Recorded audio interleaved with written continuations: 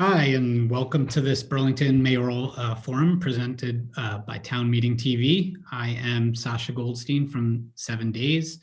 I'll be moderating tonight alongside my colleague Matthew Roy. He and I are both news editors at the paper, and we're thrilled to be with you tonight.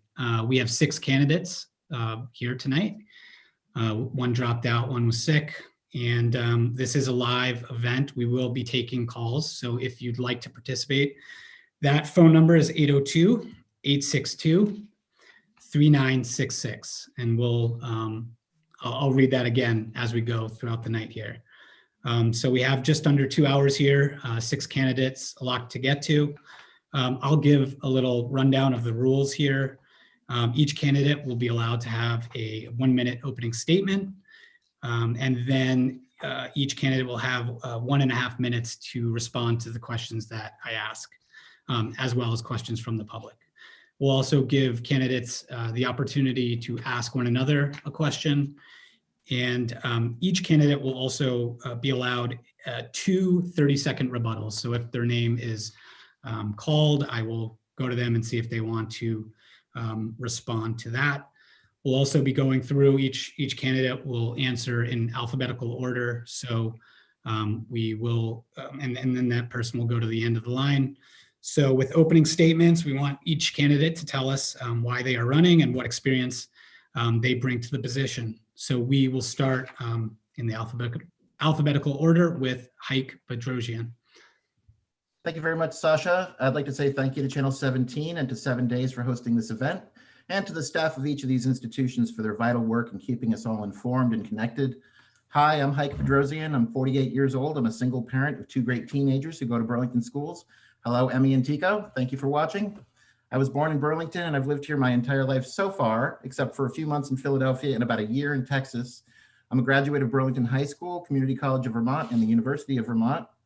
I've worked in various industries over the years, including as the owner of 2 businesses, Hike's Secret Sandwiches and the Hemp Guitar Strap from Nepal. For the past 1.5 years, I've worked for the Vermont Department of Labor in Burlington, and for about 8 years before that, I was an eligibility worker for economic services, administering programs like 3 Squares Vermont and fuel assistance. I've been involved in politics since I was a kid. My mom took me to my first political rally when I was 11, and that was to see Geraldine Ferraro give a speech at Memorial Auditorium in 1984. When I was 22, I was elected to the Burlington City Council from Ward 3, which covers the Old North End and downtown. I served on the council's license committee, and I was proud to sponsor a resolution recognizing Tibetan National Day that passed with unanimous support. In 2010, I won a seat on the Burlington School Board as a write-in candidate. While on the school board, I was chair of the policy committee, and I worked hard to help negotiate a contract that was fair to both teachers and taxpayers at that time. I've appeared on the ballot for mayor twice before, in 1991 and in 2001. Since 2006, I've been the author of a blog about Burlington politics and other topics at burlingtonpaul.com. You can read about my campaign there. That's burlingtonpol.com. In this election, I believe Mayoral Weinberger will almost certainly be reelected on town meeting day, so I don't expect to win. Most people who run for office don't win, but a positive and honest campaign can inspire creativity, promote ideas, and change the future, whether the candidate gets elected or not. I have some ideas about renewing Burlington's sense of identity and the friendly, positive vibe that we want to be known for. Ideas like connecting Battery Park and the waterfront with beautiful ramps and a stairway to create synergy between the parks, and ideas like wrapping the steel skeleton of the former Moran plant in glass and creating Vermont's largest indoor greenhouse and botanical gardens out of it. In doing little things like returning to the brightly colored police patch that we used to use. So that's a little bit about me and some of my ideas. Thanks to the audience for tuning in. I look forward to the discussion. Thank you. Thanks, Hike. Just a reminder, Hike, thank you. Matthew, my colleague, will be keeping time. He will be holding up the different things you can see there. He's got 30 seconds there. He'll say you're out of time. I should have mentioned that. I apologize. Just so everyone's aware, we do have a lot of candidates and a lot to get to. So I'll try to be better about keeping people to the time, and a reminder that Matthew will be doing that. Next up, thank you. Sir. How long was that speech? Because I mean, in my opinion, everybody should get the same amount. Yeah, he went over a little bit. We're asking just that people try to state it. Okay, I'll do my best. Ali Jang, Councillor Ali Jang is next. Thank you. Do I need to pin myself or that works? You're good. All right. Perfect. Thank you so much for having us, Channel 17 and 7 days. Thank you for this question. I think it's saying, please tell us why you're running and the experiences that you bring. So as a lone independent elected official in the city of Burlington, representing one of the most conservative ward in the city, as a member of the Board of Finance, community builder, social entrepreneur striving for the betterment of vulnerable populations. So as an educator and also a program manager, I'm also an immigrant and a person of color with lived experiences. I will bring all of these experiences with me to lead the great city of Burlington to become the best small city in North America. So as your next mayor, I will be implementing a vision for a fair, just, equitable city that works for everyone. As your next mayor, my administration will eradicate systems of oppression and discrimination against people of color and minority groups. My administration will strive for a meaningful collaboration between with the City Council.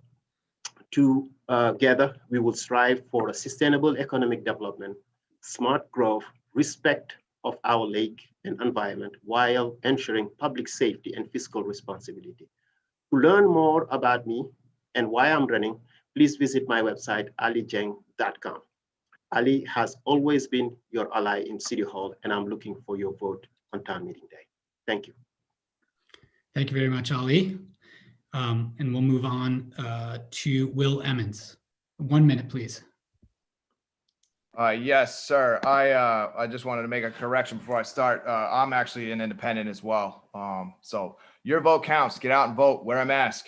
Watch Motherless Brooklyn, Eminent Domain, Robert Moses. More stage props than Lady Gaga. That's an actor, not a mayor. Great grandson of a Russian immigrant. We all came from somewhere. Exposure of fraud, waste, and abuse in the city of Burlington. Many good employees in Burlington, including police, sold at the lowest possible level to cook stats. Arbitration certified, proven election tampering before. Atlanta training. Been challenged with many court cases since I testified against the city in a racial profiling case. Paper route Ward 4 and 7 when I was 12, Lakewood Estates, Ethan Allen Parkway. Public speaker, Champlain College full scholarship, single parent awarded. Highly trained American Postal Workers Union, AFL-CIO, 8 to 10 years, training Chicago, Nueva York, New England, Boston, Vermont. Great-grandfather slain in the Freehold rug mill. Wages, hours, and safe working conditions is very dear to my heart. Empire State Building was constructed in 1 year. City Hall, 2 years, $5 million wasted. Memorial Auditorium, social gatherings dismantled long before coronavirus. Mardi Gras, Art Hop, Golden Gloves, mixed martial arts, concerts, basketball practices, flea markets, plays, and performances. Leadership unwilling to appoint a liaison to businesses wondering how to stay open, so they shut their doors in a pay-to-play city dubbed going out of business. Bring in new business and vendors that will benefit the tax base, local business owners, and bring tourism to a once thriving city from places like Montreal and New York City. That's how Burlington recovers. Hashtag revive Burlington. And I'm at Emmons for mayor. And there was a fake Instagram account started in my name, Will Emmons for mayor. That is not my Instagram or Twitter account. It's at Emmons for mayor. Thank you. Rest. Thanks, Will. Youth basketball, baseball coach. I'm sorry. I forgot that. And volunteer with underprivileged kids at Chill Snowboarding. Very, very spirited. Thank you very much. Next up, we'll go to Kevin McCarthy. Kevin McGrath. Oh, I'm sorry, Kevin McGrath. Yeah, hi, Sasha. Okay, my name's Kevin McGrath, and I'm been a long-time resident of Burlington, and I'll give you the rundown of why I'm running. The purpose of my candidacy is to establish governmental systems of equal protection, respect, merit, and ensure that these systems work for all residents and citizens of Burlington. My goal as mayor is to create continuous improvement systems of merit, direct democracy, critical thinking that actually solve problems, and to create an era of social justice that works for the entire community, and work to create livable neighborhoods and work to end unaffordability policies in the city. One of my main proposals that I'd like to propose is for social and criminal justice is a legislative ban on the use of out-of-state prisons and for-profit prisons for inmates in Vermont.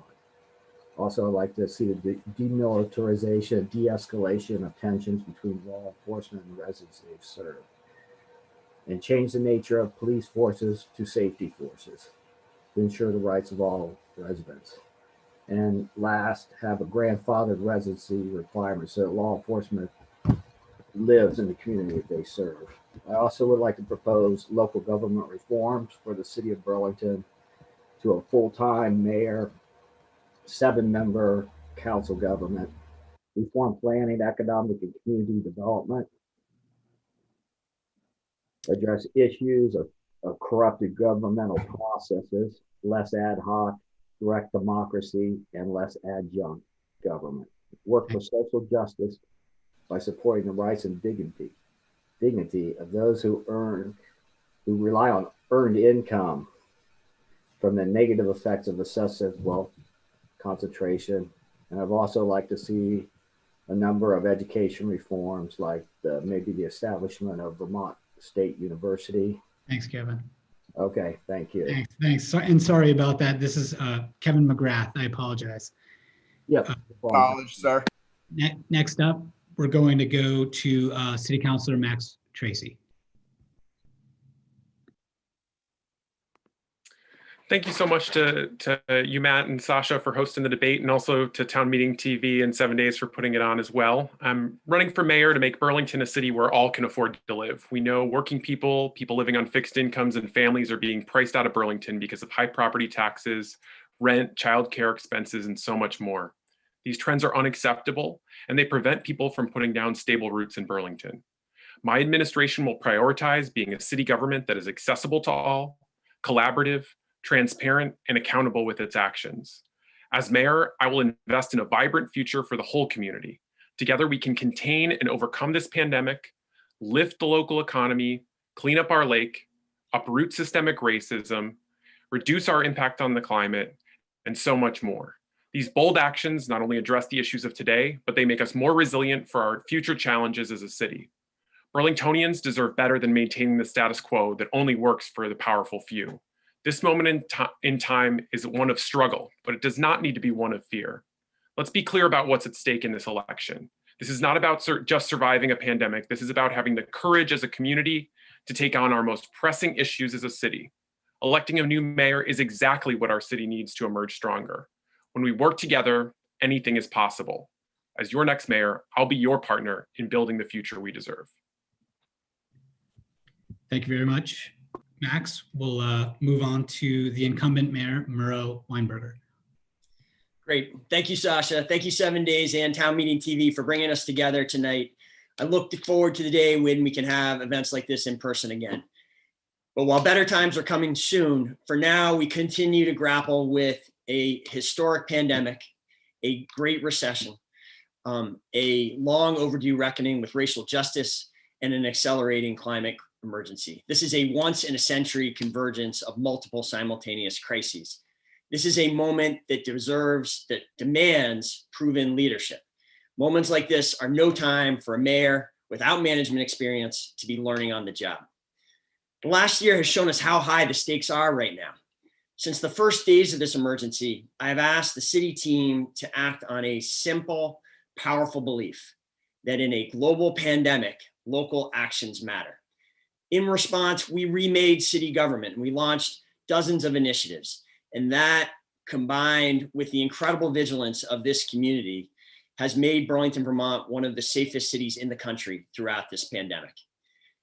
If you give me the opportunity to continue to serve this great city, that is the kind of relentless commitment that I'll bring to continuing to fight the virus, to leading the way out of this economic recession, leading the recovery, and to all of our major crises. Thank you for the chance to be with you tonight. I look forward to discussing these issues more over the course of the evening.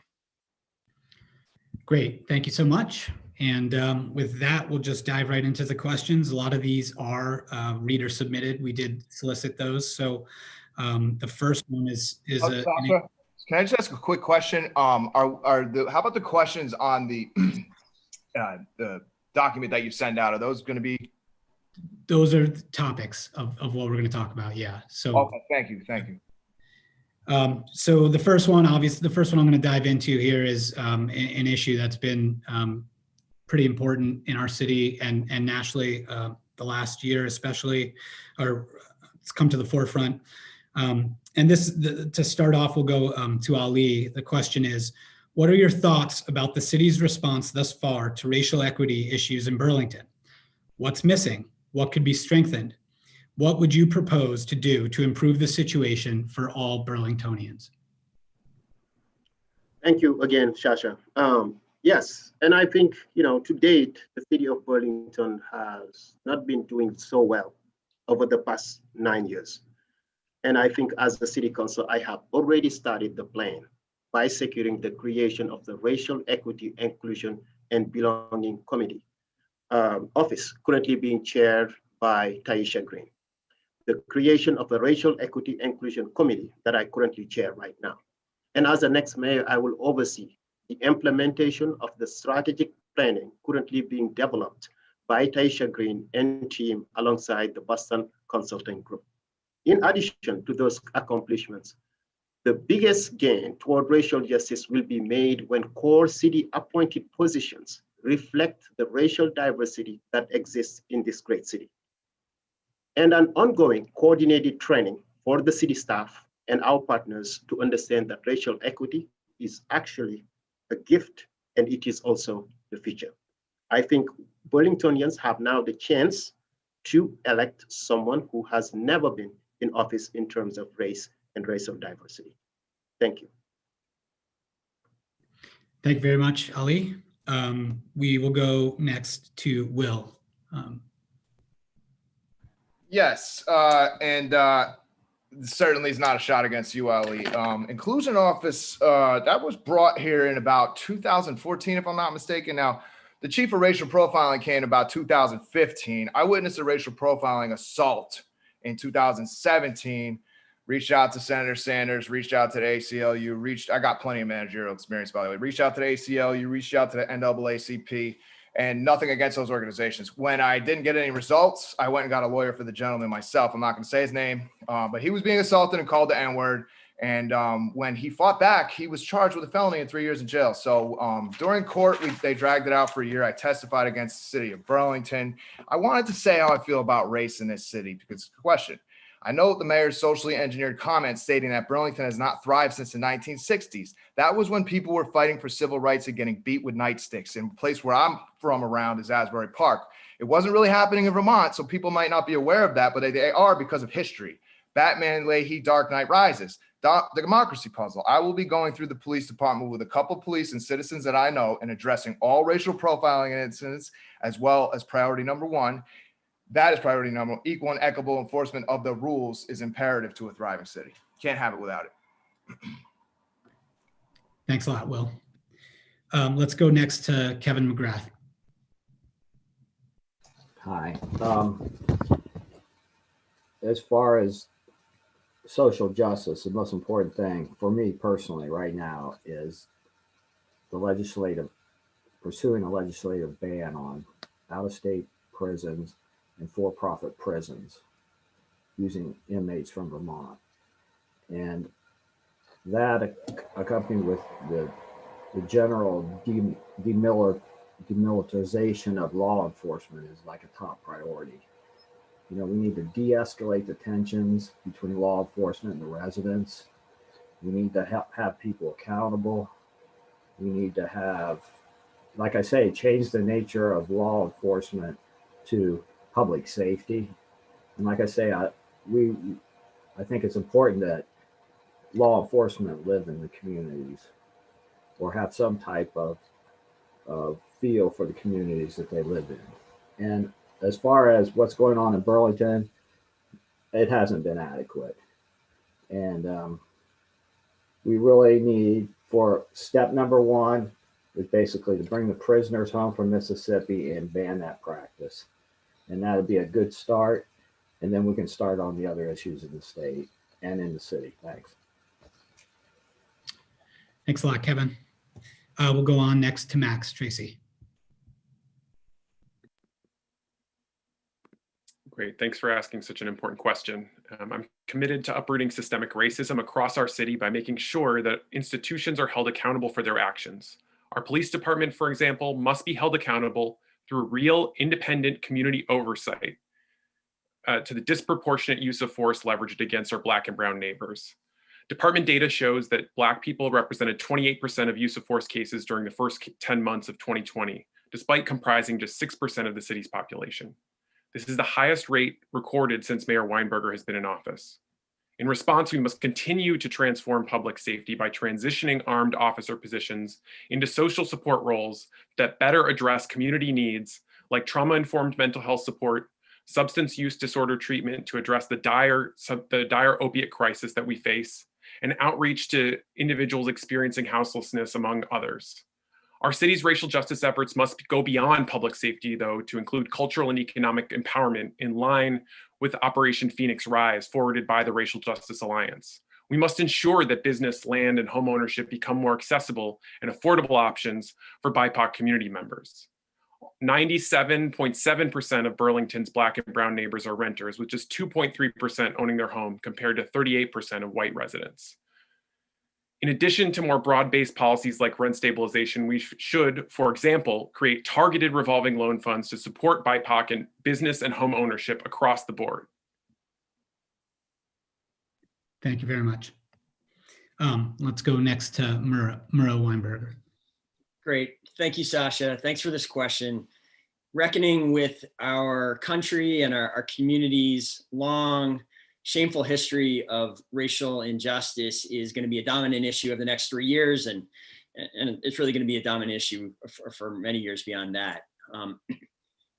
This is an issue that I am deeply personally committed to making progress on. Let me talk about just 3 big areas. There's many things to discuss, but let me just focus on 3.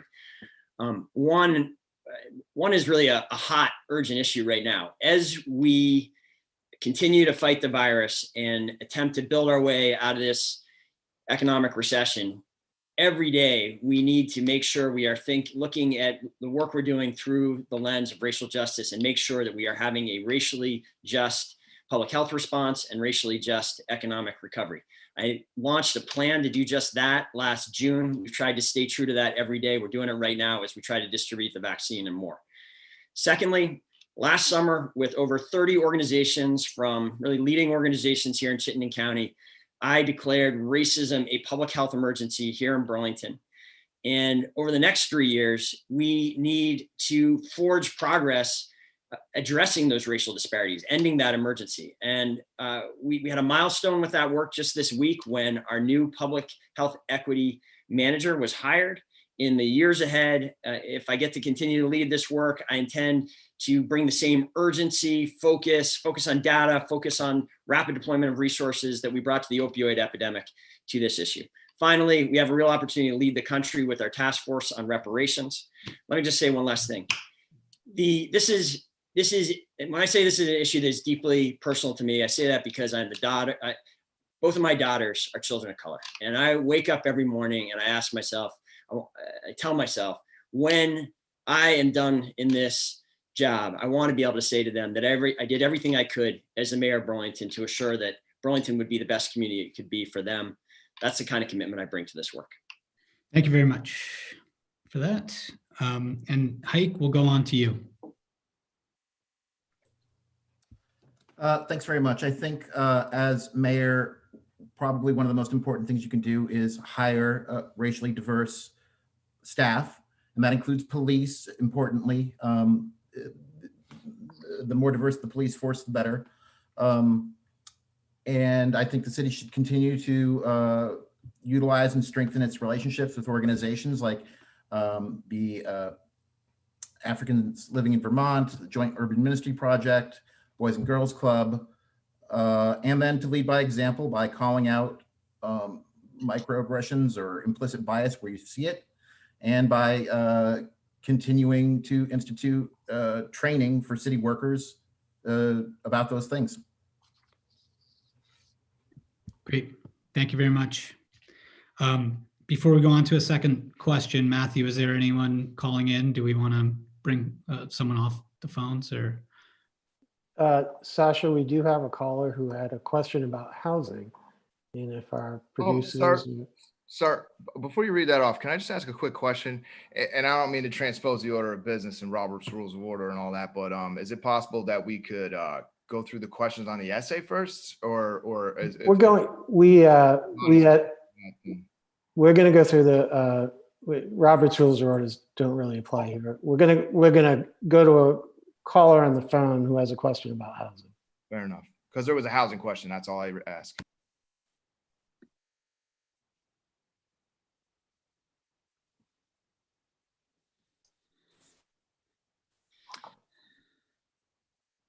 Do we have the caller?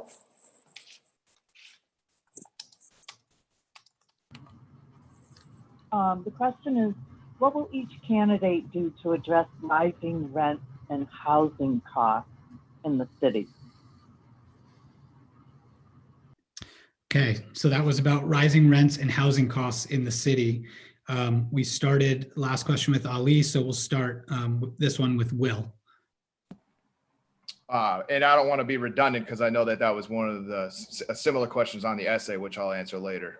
Just speaking off the top of my head. Bring in new business, encourage new business, show businesses how to stay open. That's going to encourage tenants and ownership units, more building of ownership units, which will also benefit contractors that are currently building rental units, primarily in the city of Burlington, which as far as people that are currently in Burlington, residents which have first priority, even if they're from out of state, their residents and the current residents that are longtime residents would want priority to housing and the availability of housing. And if it's dependent on the not welfare, but the salary of the person, then that would be processed in a certain type of way. I would always love to see Burlington residents get priority consideration, but I also would like to see more ownership units, and that's definitely what I'm going to do when I get elected. And in any case, also rental units, the prices, rent control in New York City is a nice thing when they set a limitation on a place. When, for instance, I'll use the state of New Jersey, very high to live, but also in Vermont, it's like super high to live as well. But you're not getting a lot of the close by amenities. So I would definitely like to change that by bringing in local vendors. Relaxing the tax codes a little bit with the help of the community and what they think, and then bringing in like vendorships and businesses, because Burlington, if you look around, it's been going out of business for at least, it was thriving in 2011, not 1960, but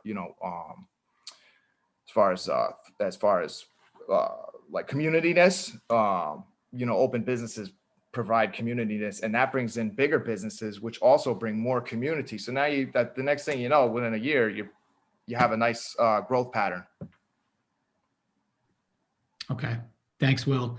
Just to address what Will was asking about, we did send the candidates ahead of time some questions that were sort of meant more as topics that we might ask throughout the event tonight. And we are taking questions from callers as they come in. So the questions as phrased might not be as you've seen them written ahead of time. So just that's that.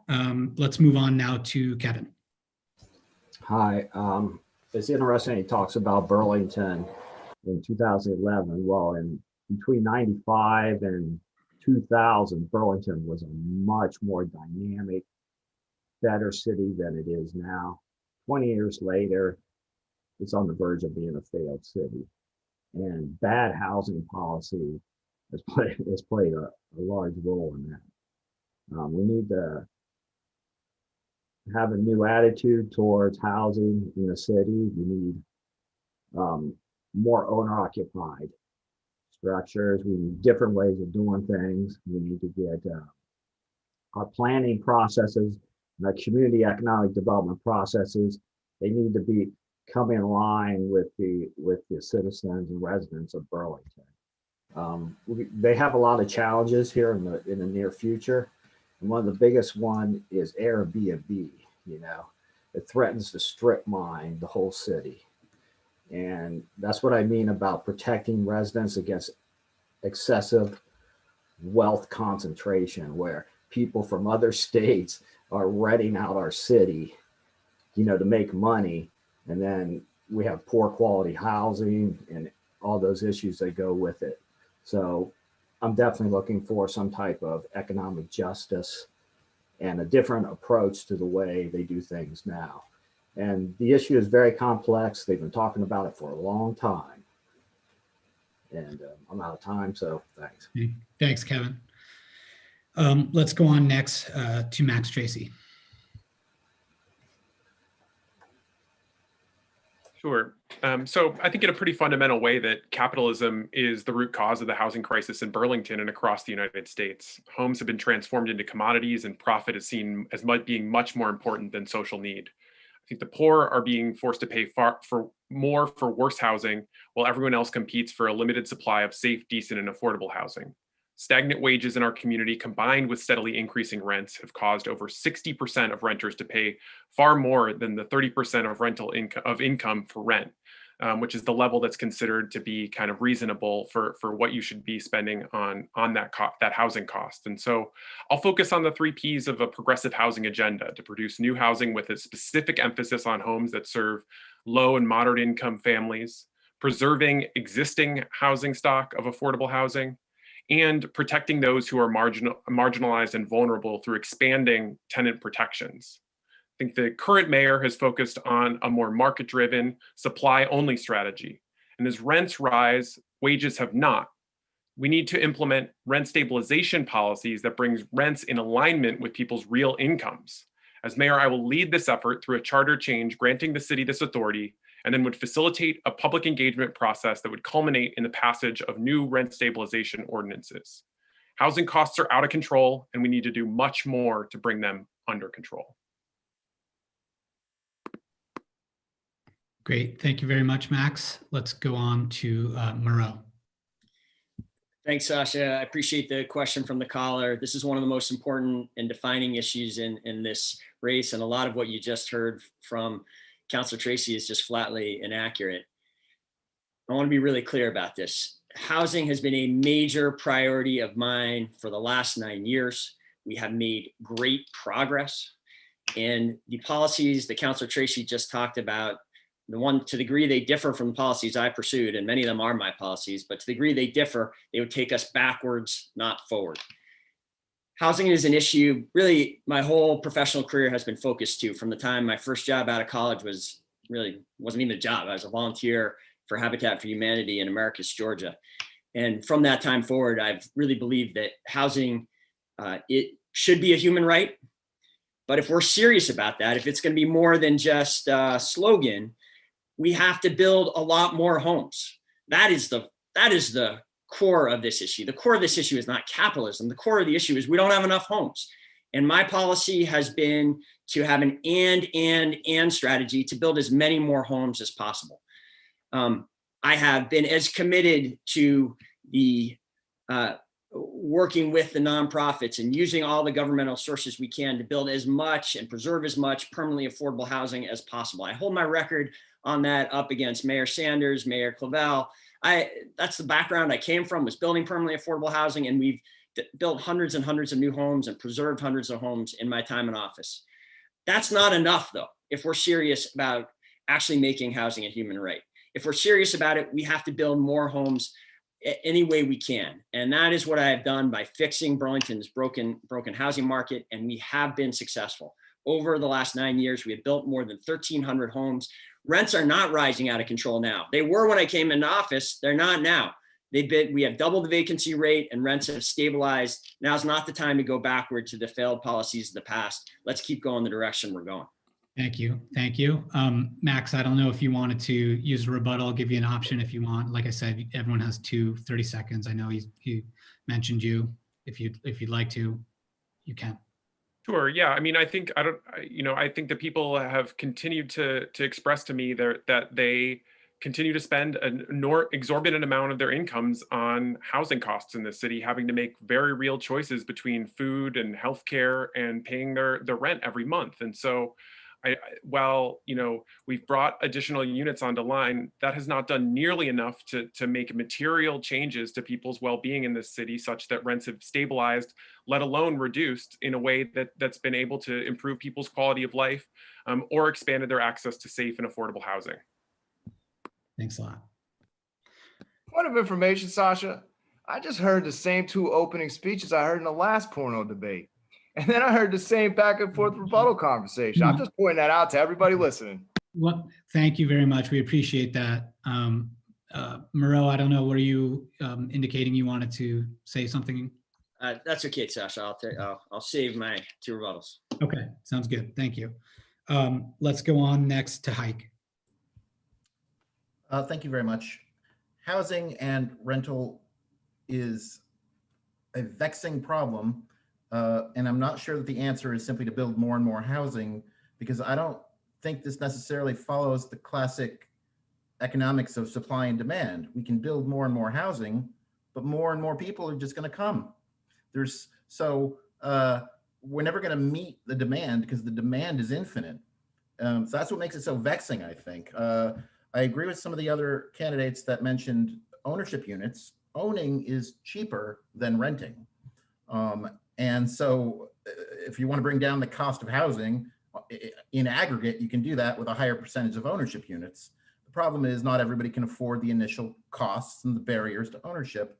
So I think where we can find ways to support organizations, cooperative housings, land trusts, things that where collective ownership becomes an option, that too would lower costs and create a better experience for people.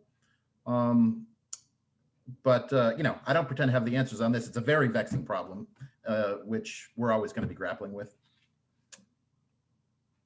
Great, thanks. And just one last reminder, another reminder, I wanted to let viewers know that if they want to call in, the number again is 802-862-3966. Ali, we'll move on to you next about the rising housing costs in the city. Thank you again, Shasha. And I think we all witnessed that both of my colleagues and also opponents, they both were elected at the same time. So if we still have an issue about housing, I think it's not only because of one person, but I think it was completely the city itself. And what we need to strive for is to bring those experts who are in this field together and to explore how do we increase the housing supplies in here in the city of Burlington, and also have metrics that we could work on to achieve. Rent to own, I think, is a concept that we need to explore here in the city. The dwelling units, I think that's one accomplishment that both the mayor and the council has already done. And also rent control, I kind of agree with Max Tracy that yes, it is something that we need to strive for better. But one thing that no one is talking about is why the major institutions such as UVM and Champlain College are not providing more. I think in our agreements as a next mayor, I will make sure that they will house most of the students that they bring in this great city. Thank you. And I think I agree with everyone that this issue has been here before all of us. No one was able to solve it. I think we need a different level of thinking to get it done. Thank you. Great. Thank you very much. The next question we're going to go into, obviously, it's been nearly a year since the COVID pandemic began. And I wanted to ask each candidate what they think the mayor's office should do to help the city's recovery from the COVID-19 pandemic. With this one, we'll start with you, Kevin. Thanks. It's going to be a long road back. I think that the mayor has done a good job on the COVID-19, so has the government and Vermont in general. Burlington's definitely hurt. Like I say, we have housing issues, COVID-19 issues, and we have livability and neighborhood problems and issues, and people are really suffering. I'm a fortunate person, and I've been down the road with some of these people, and the city is going to have to do what it's going to have to do. And that's a good thing that we have 7 different people here to talk about things like this. We need to really have more teamwork and agree on things more often and work on the things that we can agree on.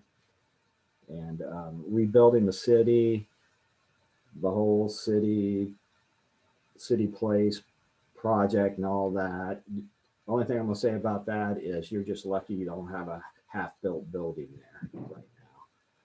So in a way that worked out. The bad thing I think about downtown Burlington was the loss of Macy's. That was a big draw. And I know that people who come to a place like Burlington, they like the physical, tactile experience of shopping, not just sitting at home, ordering from Amazon in your little cocoon and stuff. A lot of people like that. So in the future, we really need to come up with maybe like a Cityplace that's half as large and has the same type of anchor stores like Macy's and things like that on the bottom floor. Thanks. Thank you very much. Thanks. We'll go to you next, Max. Can I ask you to repeat the question, Sasha? I broke up when you were. Yeah. Yeah, no problem. The question was, what should the mayor's office do to help the city's recovery from the COVID-19 pandemic? Max, you're next up. Thanks so much. I think a lesson that I hope we learned from the COVID pandemic is that the challenges that were existing before the pandemic have only been made worse, and that they'll continue to be present in our community afterwards. So providing housing for those experiencing houselessness, food for people who are hungry, and protection from renters, or for renters who are experiencing unjust evictions shouldn't just be the flavor of the week approach to city government, but we must really institutionalize these critical supports long after the pandemic is over. So my administration will provide direct support to commercial and residential tenants facing evictions. I also fully support the Just Cause charter change that's been put forward and that folks will be voting on for this town meeting day. I think it provides meaningful protections for tenants who follow the rules. I think we also need to do everything we can to leverage local, state, and federal aid to directly expand and support ongoing mutual aid projects specifically focused on hunger relief. I've been to several food distribution events and found that often the need outstrips the supply, and we need to do more as a city to really institutionalize an anti-hunger program in our city by really bringing that effort into CEDO. And then, as mayor, I'll also partner with local and state officials to make sure that everyone is able to really easily access vaccines, and that specifically distribution does not leave the BIPOC communities that have been hardest hit by this pandemic behind. So this is the approach that I really want to make sure that we prioritize when moving forward and ensuring that, again, we're not leaving people behind in this moment or as we're coming out of the pandemic and going forward. We have a tremendous opportunity to recraft and rebuild our city in a more just image, and I hope to do that as your next mayor. Thanks, Max. Let's go to you next, Murrah. Great, thanks, Sasha. Again, critical issue.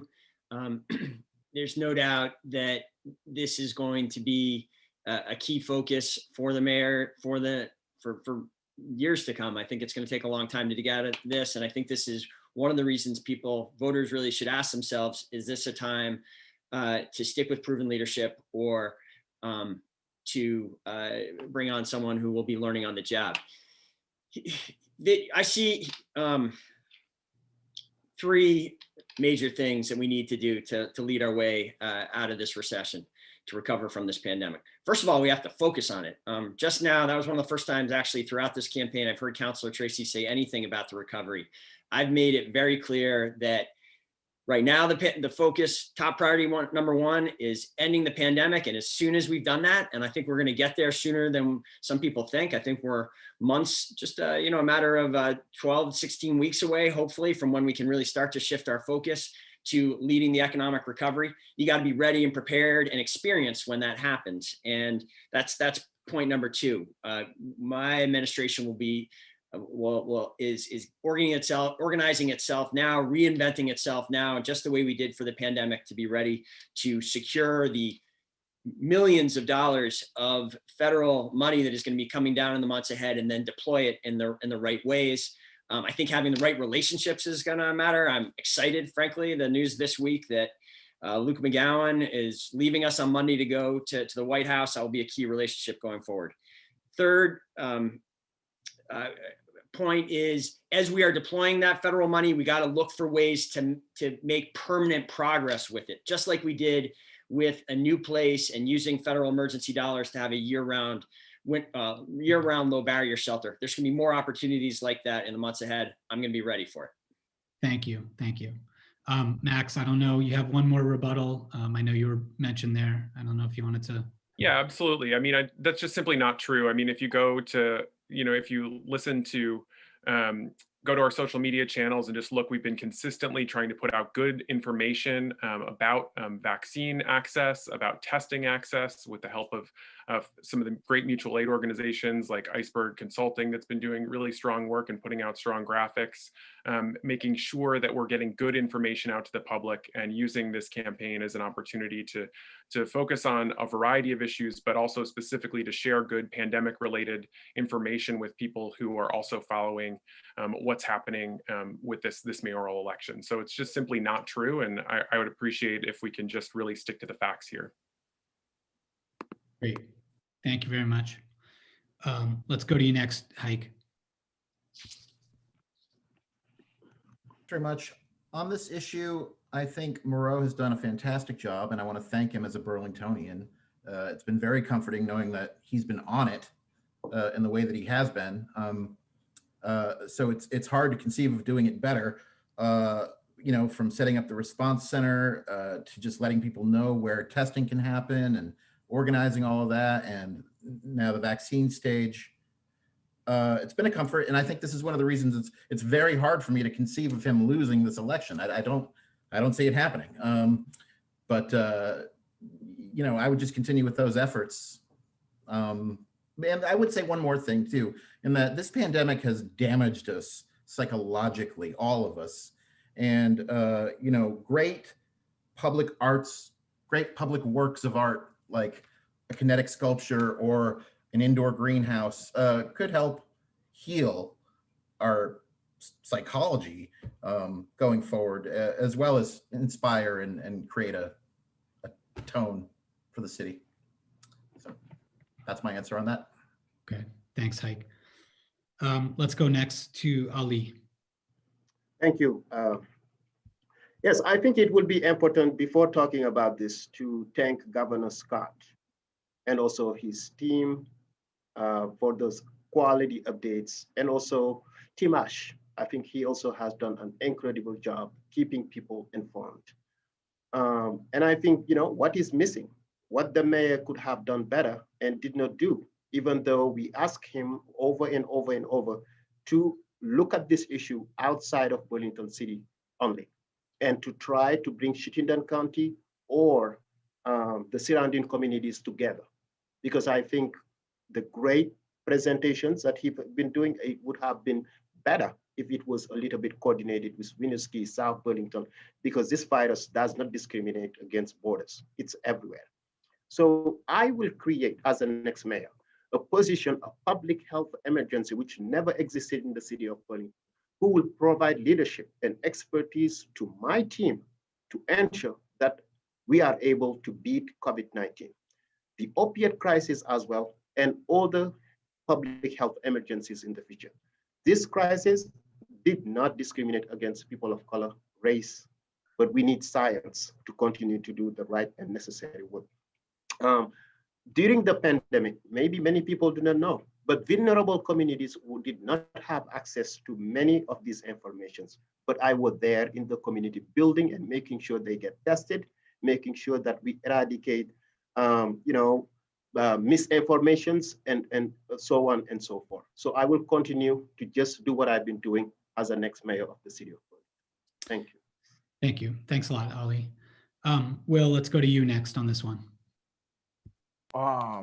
Okay, so in all due respect, Ali, I just wanted to make one point of information that I've read about. I don't have it in front of me because I'm not doing research at the moment, but you said COVID doesn't discriminate. I think there's some information out there that said there is actually quite a bit of disparity out there. My administration will immediately be appointing a liaison to assist community members in need. I know all of the homeless. I grew up with the less fortunate in Burlington. I've experienced volunteering with at-risk youth and coaching youth sports. We all make sure We will make sure the city's safe and sanitary and that businesses have guidance to stay open safely and continue to generate revenue. Many of my business friends are struggling. Other ones actually have figured out how to operate with the pandemic. Although Burlington was going out of business way before the pandemic, I won't let that slide. While serving the citizens to prevent things such as food deprivation and lack of exercise, I've been doing some research. I've just interviewed 2 amputees this week, and people are voicing that code inspections is saying we can't get out and do our jobs. We're remanding people their homes in ways I haven't seen since documentaries about World War II. And I'm going to the out of town hotels, and I'm interviewing an amputee in a wheelchair who's having a very hard time in a hotel where my mother just lost her 2nd job under this mayor. And he's telling me that he is voicing concerns and he's not even allowed to have his caregiver stay with him. Now, he also told me he had his leg amputated. I'm not sure. I don't want to quote anybody here or use names, but my understanding it was because of black mold. Now, if code inspections isn't getting out to do their job and people are getting their leg amputated because the Department of Code Inspections, which has been heavily complained about, is not doing their job, that falls on leadership. And leadership, as I'm a leader, I will step up and take care of that managerial experience, that decision-making process for you, ladies and gentlemen of the city of Burlington, who I grew up with most of in the low-income housing. I'm actually currently owner of a low-income unit. And I wanted to say something about managerial size and experience. AFL-CIO, that's 330,000 members, American Postal Workers Union. If I make 2 phone calls, I got the American Postal Workers Union on the phone to have a convention at one of these nice hotels. And sir, before you cut me off, the hotels that these homeless are being shipped to in Burlington are being shipped to South Burlington. Okay, thank you. Thank you. Ali, I know you were mentioning they can't accommodate handicap. That's the 2nd wheelchair amputee I interviewed yesterday. You'll see that soon. Don't worry about it. The president has seen it. So I'm not surprised that there's a Miro Weinberger person down in DC now. Okay. That was yesterday. Thank you. Ali, I know you were mentioned in the beginning of that. I don't know if you want to say anything or. No, I'll let it go. Okay. All right. Thank you. Thank you. Sasha, could I actually say something, Sasha? Yeah. Great. I just want to, our code enforcement office was just criticized there, and this isn't the first time there's been a lot of public criticism of the code enforcement office lately, and it's just totally unjustified and unfair to the public, very committed public employees who are working in code enforcement. It's very unfair to the leader of that office, Bill Ward, who is one of our most outstanding city employees and has completely transformed an office that was once very dysfunctional and turned it into an office that does its job day in and day out, that makes sure that homes in this community are regularly inspected when we for years failed to do that, who has increased standards and improved the way in which the system works dramatically so that we're focusing resources on problematic properties, not wasting them on properties that are doing fine through a whole change in the way the system is done. And it's just, it's really, I say this now because it's really bothered me to see just some, basically slanderous comments made about that group in recent weeks. And they are hardworking city employees that do a very important job, and they should be complimented for the good job they're doing. Okay. Thank you. Sir, real quick, I just wanted to say, I'm not knocking the code inspections people. I know plenty of people that work around code inspections around the United States. What I'm saying is a leader would be on there, boots on the ground, out there with the citizens, somewhere this person has never been. I'm there all the time. Believe me, I should know. Okay. Thank you, Will. Thank you, Moreau. And we're going to go now. I think we have someone on the phone that wanted to ask a question. So we're going to go there next.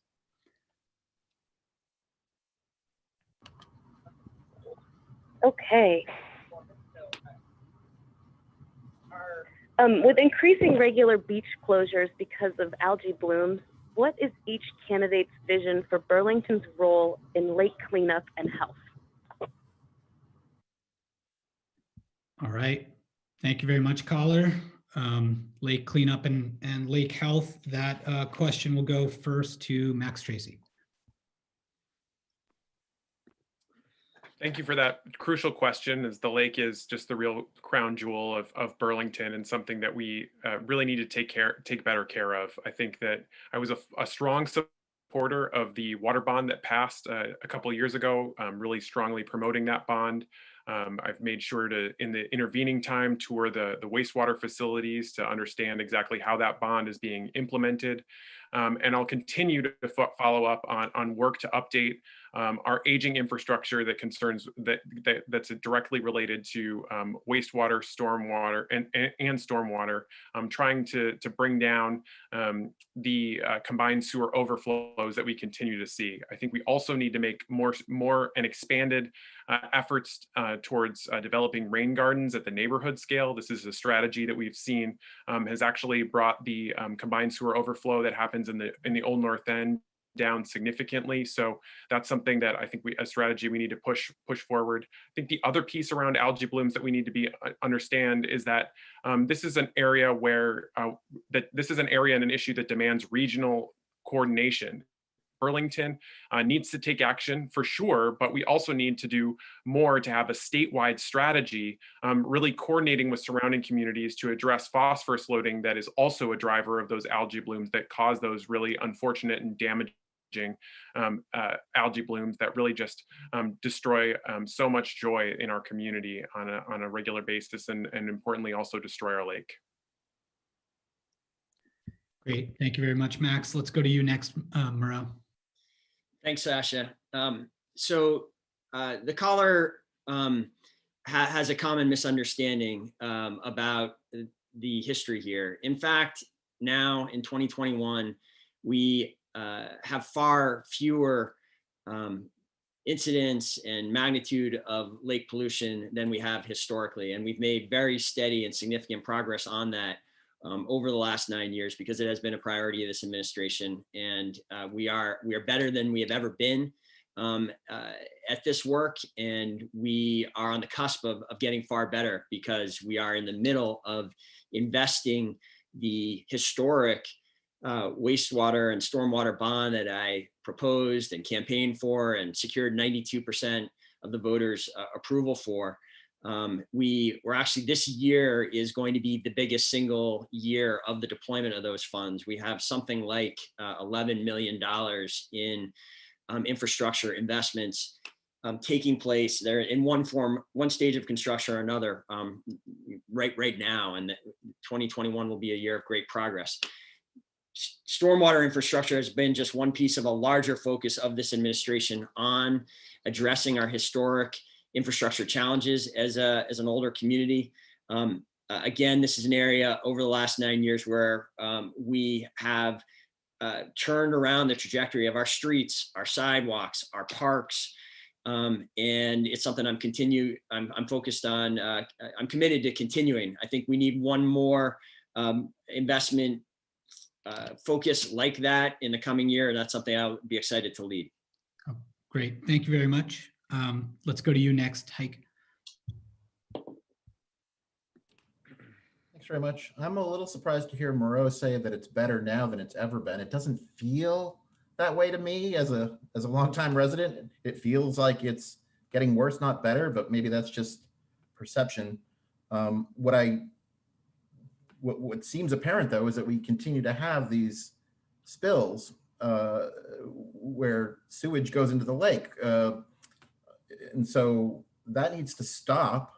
I know I might even consider something like a moratorium on new housing until we can go an entire year without spilling into the lake. I know that's politically untenable and not a very practical idea, but in theory, if we cared enough about it, we might stop adding until we can take care of this problem. But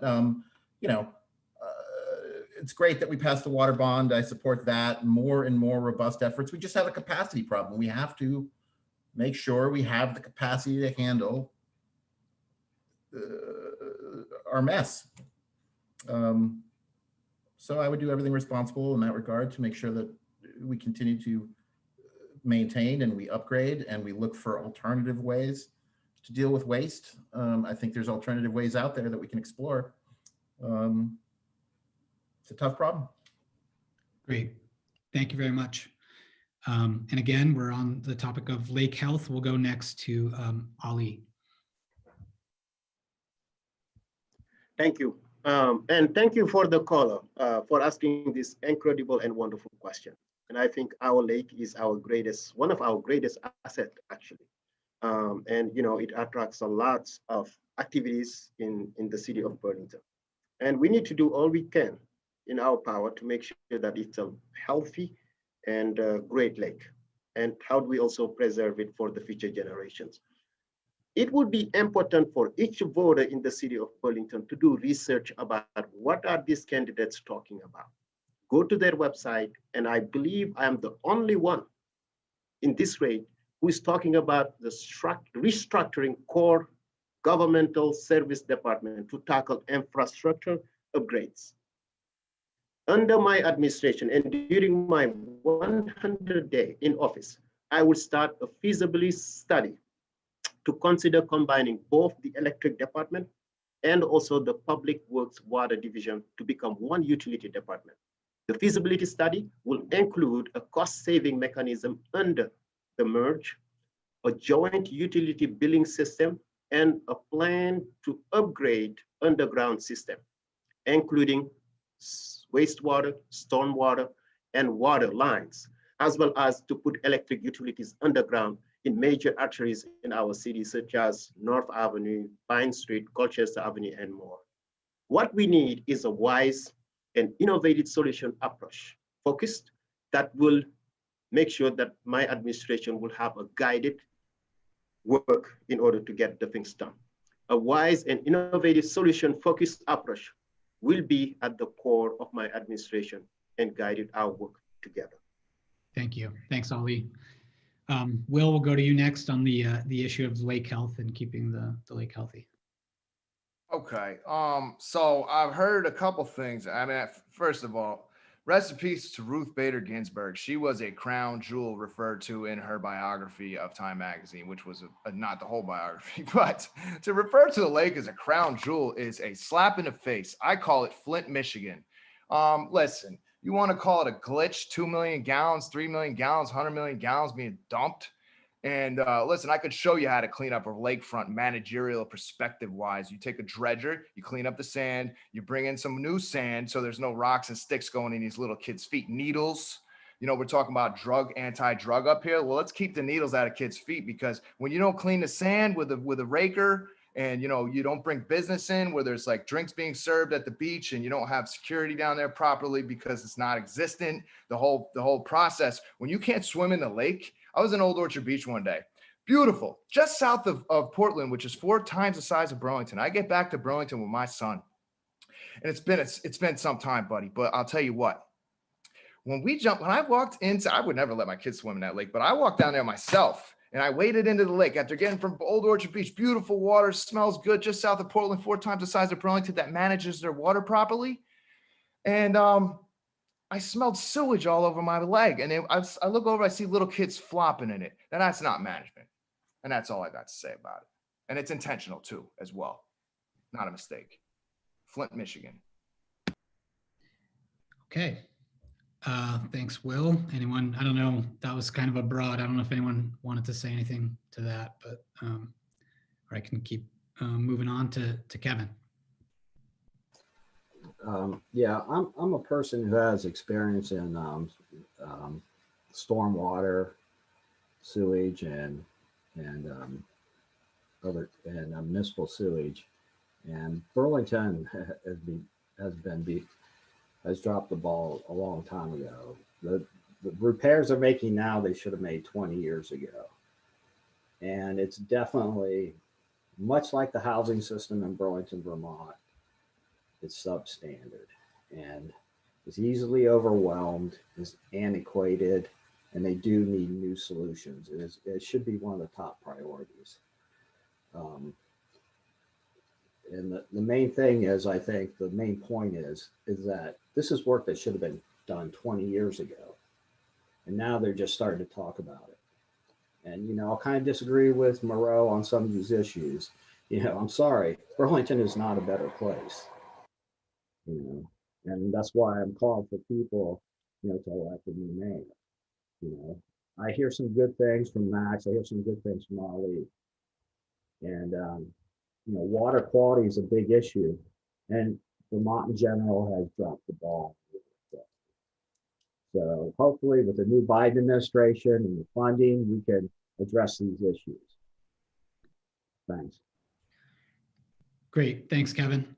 So that's everyone on that question. We're going to go now. We asked, we mentioned ahead of time to each candidate that we'll be giving them the opportunity to question another candidate. So for question 5, the first person to get to do that is Moreau. You can ask another candidate a question you'd like A answered. real quick point of information. Are we not going through all the questions on the questionnaire?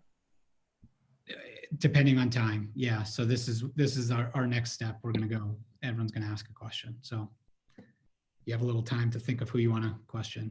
Moreau, we'll go to you for a question to another candidate. Great. Thanks, Sasha. My question is for Councilor Jang.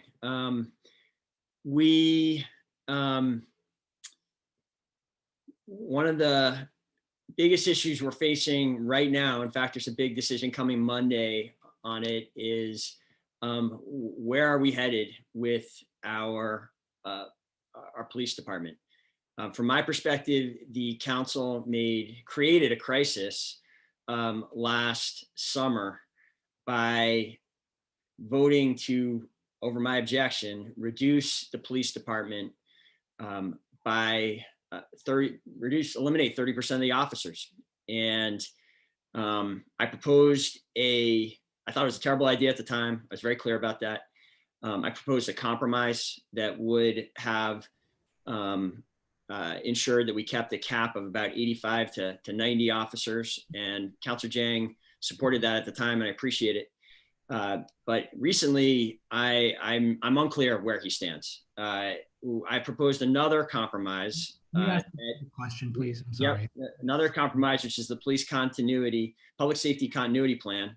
And there's going to be a vote on it on Monday. And it's unclear whether Councilor Jang is going to, I want to know, are you going to support that plan on Monday, Councilor Jang? Thank you, Mayor, for the question.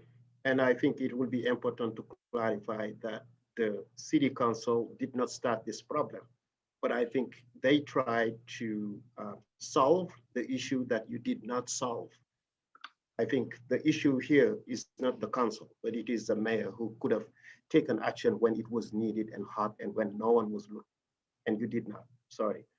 To this question, I think I also brought an amendment to the Racial Justice Alliance asking people to take the time and to study how many police officers do we actually need. And it was voted down, unfortunately, right? I am going to always strive for process. We do not know how many police officers we need. And until that study is done, right, I would not be voting to add more police officers, because I did ask also the council to put this question to the ballot, whether or not we need to have 84 police officers. It was also voted down. Pragmatism, process is what I would be striving for. I can't wait to see the study that will tell us how many police officers we need, and then I will vote in support of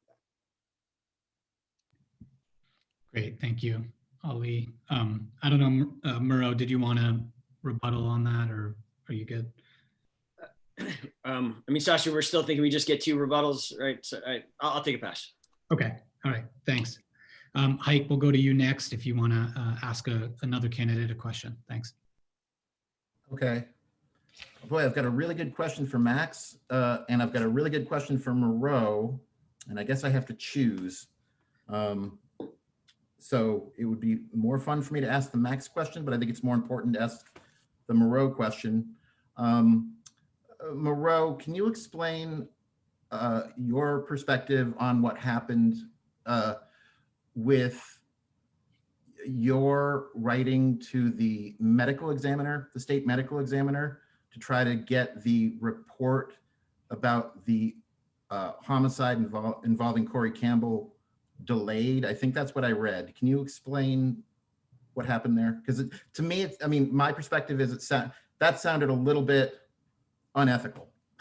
but maybe it was reported wrong and maybe I'm misunderstanding it. So can you explain that? Yeah, Hike, thank you. And thanks. It's good to see you. Thank you for participating tonight. And I do encourage you to check out the city's webpage about wastewater, because I think you find it interesting. The history is very different than what you described. With this issue,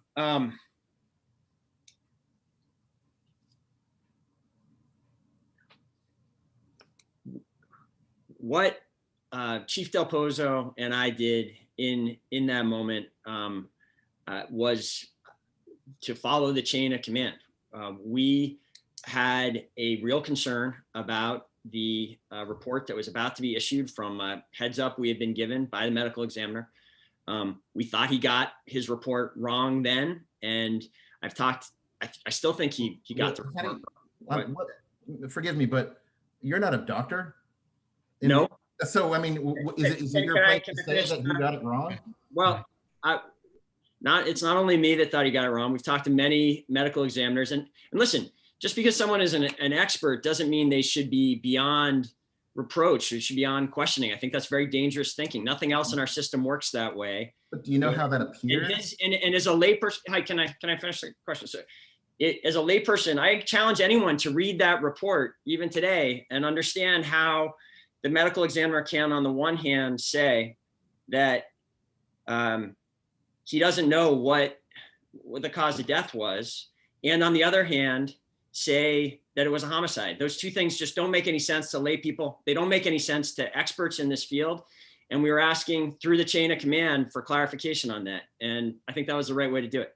So clarification, but not a delay in the release of the report? We wanted the report to be right.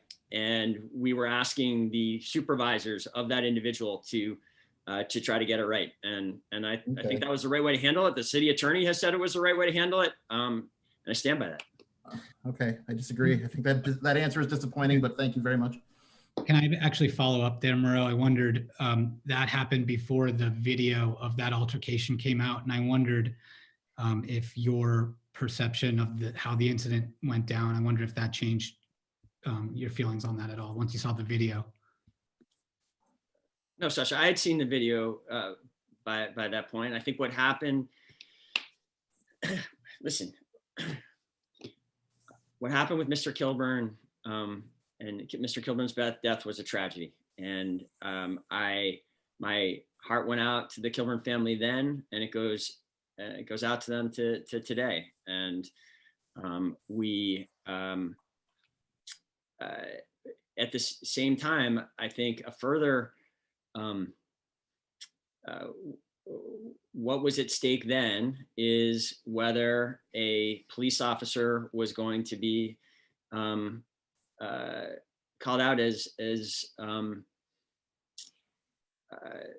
contributing to as it being a kill, having killed him. And it is there's a very high standard that is supposed to be met before such a charge is leveled at someone. And I don't believe that charge was met. And I think when you watch the video and you understand the history, that after the interaction, Mr. Kilburn was treated at the hospital for overnight. He was released after the hospital had confirmed that the injuries he suffered in that incident were stabilized, and that no evidence to the contrary has come out since. I think we got it right at the time. Okay. Thank you very much. And we'll go next to Ali. You can ask another candidate a question.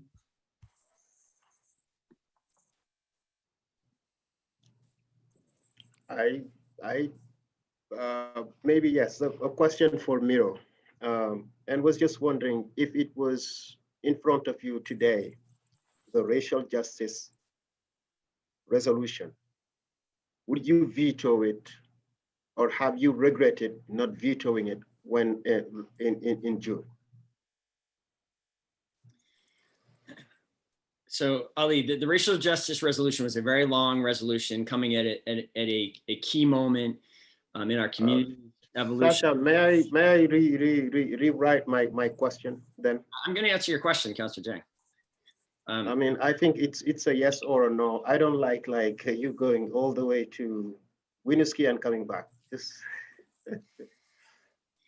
Councilor Jang, no, I made the right decision at the time, I believe, not vetoing it. That was a resolution that included many issues in it that were important steps forward for this community.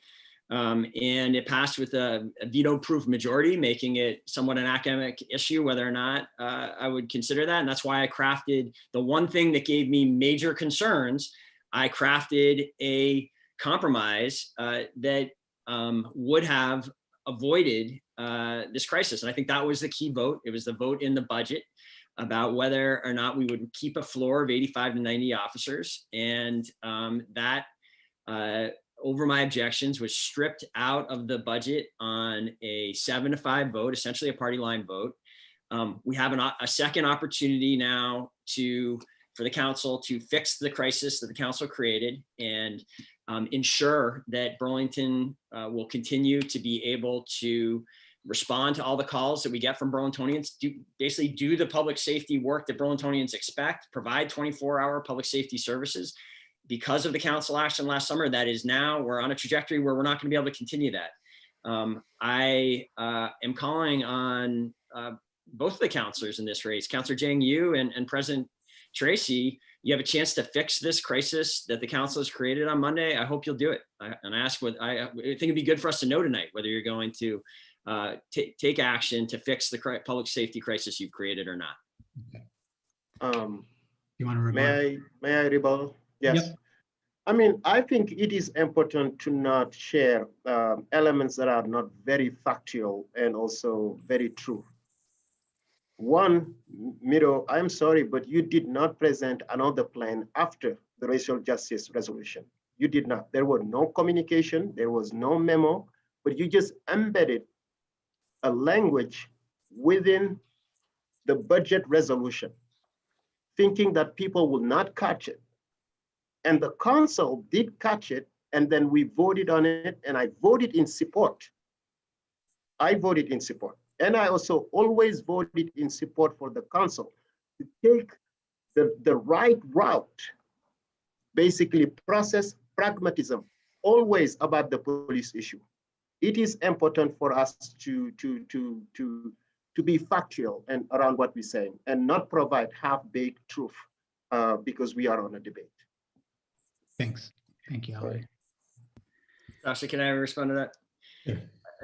Councilor Jang, I believe it's you that has your facts wrong here. Go back and look at the speeches that I gave the night of the vote. I had private conversations with councilors asking them to support the budget resolution. I gave 2 speeches the night of the vote, making it clear that I saw there being major ramifications if the council took this provision out of the budget resolution.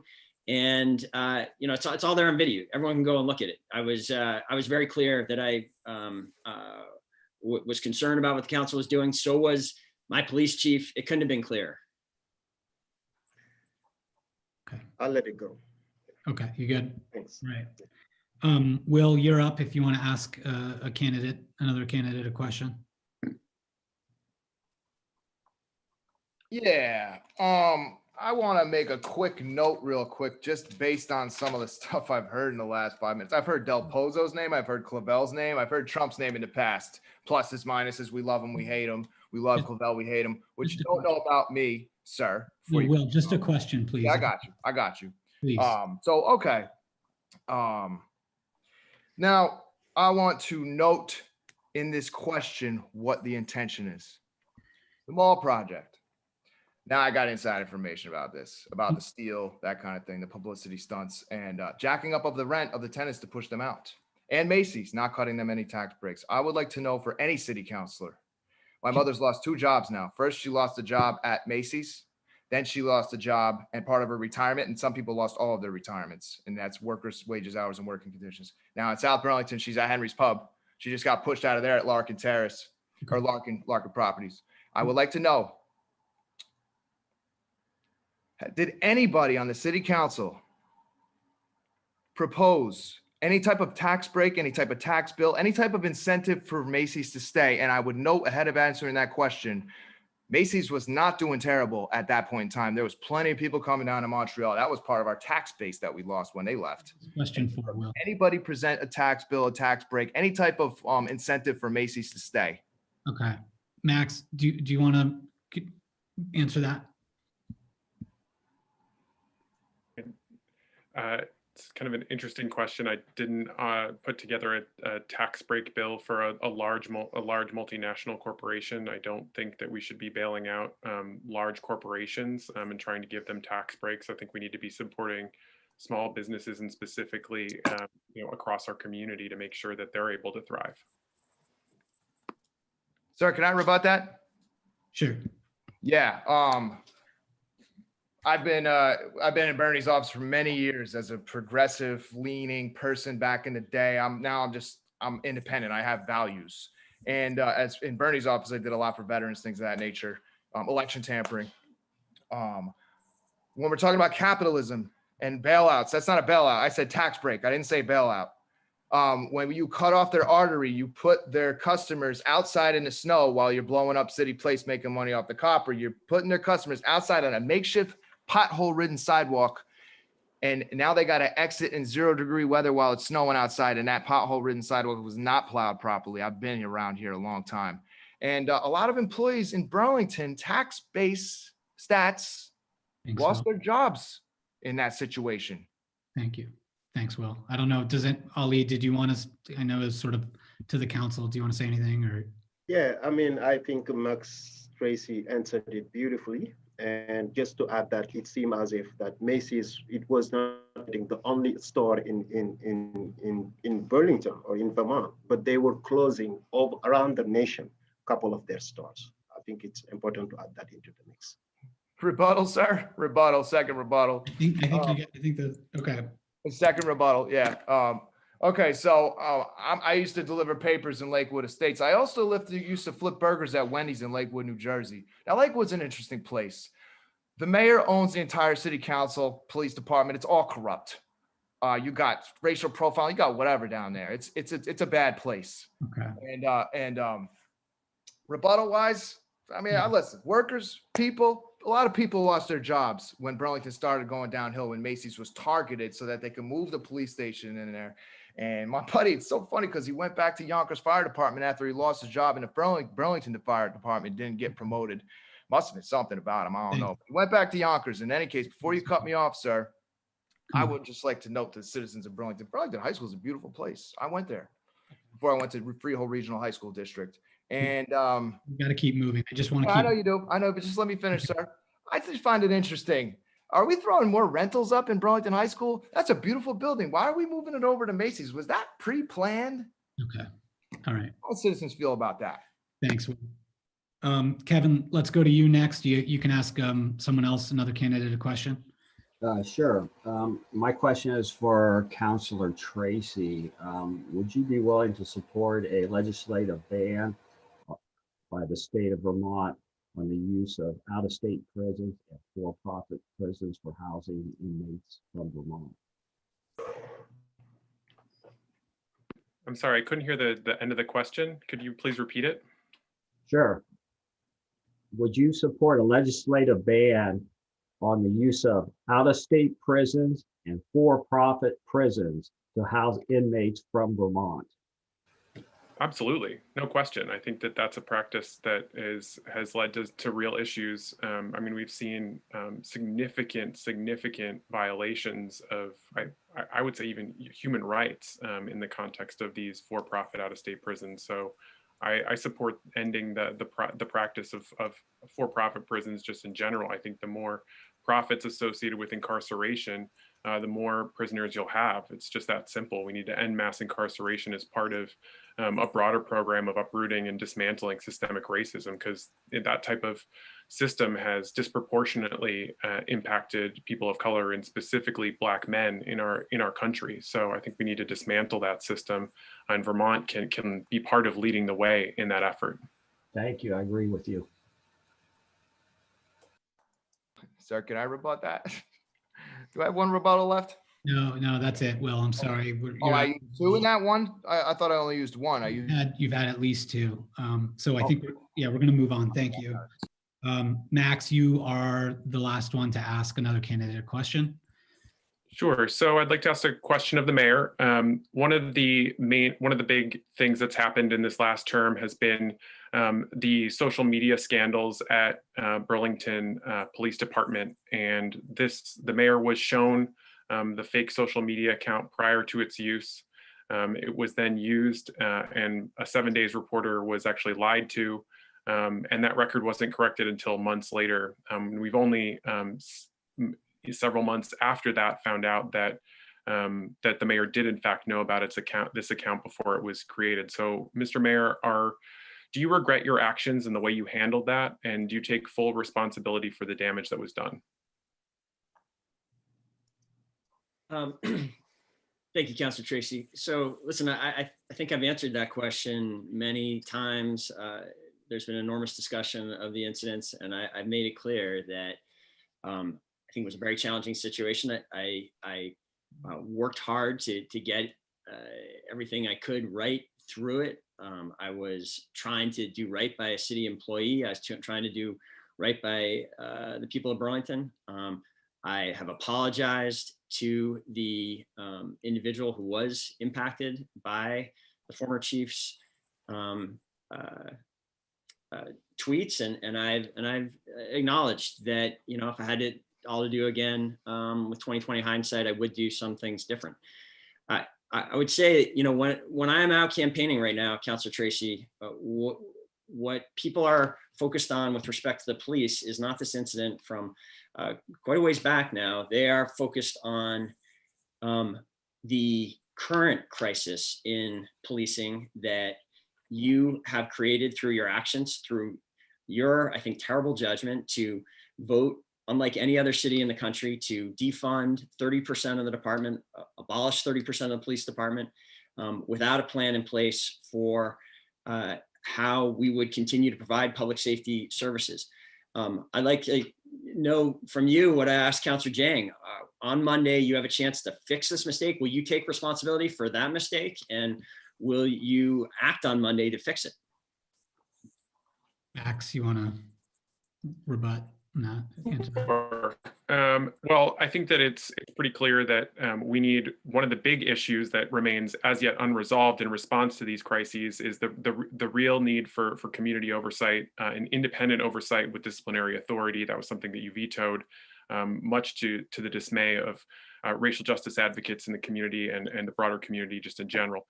I'll also say that specifically with this issue of the quote unquote crisis that you're claiming, I think we need to lean into efforts to transform our police, our public safety system. Again, as I've said before, building out armed or unarmed roles to make sure that we're doing everything we can to address those direct social needs within our community. That's the strategy that I want to employ to create capacity within our department. Councilor Tracy, that's part of the plan I have in front of you. It does exactly that. It creates new community service officers. It creates new community service liaisons. And you know, again, I didn't hear an answer in that. Are you going to acknowledge that you made a mistake last summer and take steps to fix it? And the reason I had to veto the oversight board is because it would have made this crisis even worse. And it had to be vetoed because we are getting close to the point where we are not going to be able to ensure the people of Burlington, we can keep them safe. Are you ready to act to fix the crisis you created or not? I think we're working through that. We're going to continue to work on that. I do continue to support the building out of those roles. I do like that element of the plan. I don't like the effort to increase the cap on officers. I think we need to try out building out additional unsworn, unarmed officer roles to deal with that, to create capacity and to deal with those issues. I think that that's a strategy that we have not pursued in this time, and that bears pursuing in order to see if we're able to bring that forward in a successful way to address these complex social needs within our community. Councilor Tracy, mayors need to act. Mayors need to be decisive. Mayors need to do things.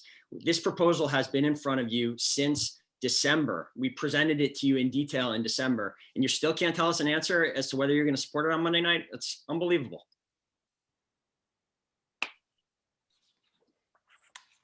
Max, you want to say anything else and then we can move on? Like I said, I've provided an answer. I don't support the increase in the officer caps. I do support the other elements. We may be bringing some amendments to bring that resolution more in line with that vision. Okay, great. I think that's a fair answer. I think that we have different visions for public safety. I think that we need to uproot systemic racism by transforming public safety and making sure that we're bringing renewed accountability. That's my vision for how we achieve a more just and specifically racially just public safety system here in Burlington. Great. Thank you both. I think we're getting close on time here, but I do think we have another call in and we want to bring that person in with a question.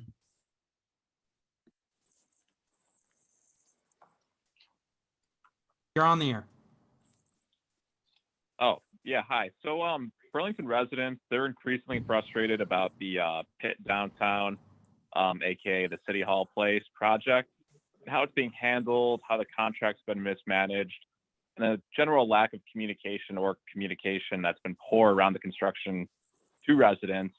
In the mayoral position, what would you do to have done, or what would you have done to differently manage the project?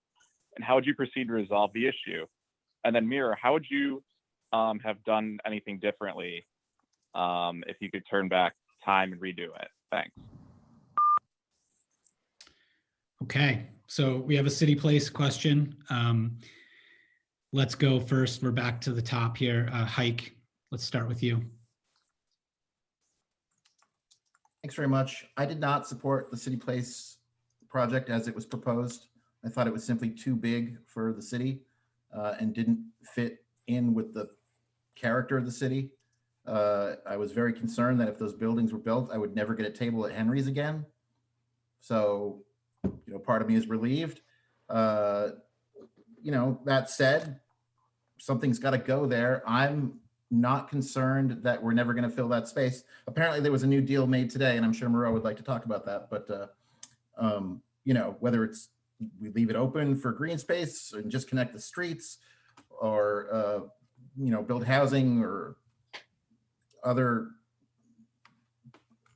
projects there, that land is going to be valuable. You know, somebody is going to want it. So I don't think we need to rush. I didn't think that the selling points for the original project were correct, because they seemed to be like, we got to do this deal or we'll never get a chance like this again. And I just didn't agree with that. That land is valuable, it's prime, and we can be a little bit pickier in our negotiations, but we'll see what happens there. Thanks, Hike. Ali, let's go to you next.